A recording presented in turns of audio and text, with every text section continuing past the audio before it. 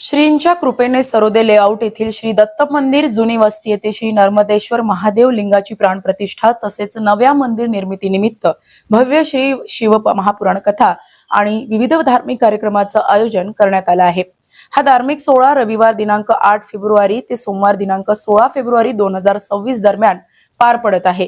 कार्यक्रमाअंतर्गत रविवार दिनांक 8 फेब्रुवारी ते शनिवार दिनांक 14 फेब्रुवारी 2026 या कालावधीत दररोज दुपारी 2 ते 5 या वेळेत श्री शिव महापुराण कथा आयोजित करण्यात आली असून हरिभक्त पारायण विलास महाराज हतगावकर यांच्या मधुर वाणीतील प्रवचनातून वाचन होत आहे।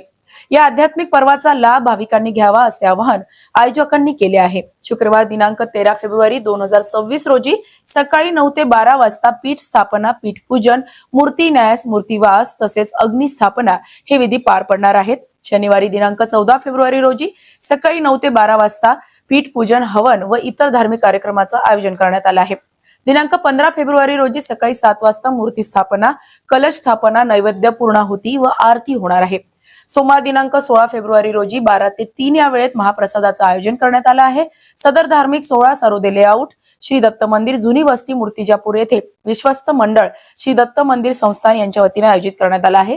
भाविकांनी मोठ्या संख्येने उपस्थित राहून तन मन धनाने सेवा अर्पण करावी व पुण्य कार्याचा लाभ घ्यावा असे आवाहन आयोजकांनी केले आहे। अजिंक्य भारत न्यूज साठी मूर्तिजापूर प्रतिनिधी योगेश आगाशे।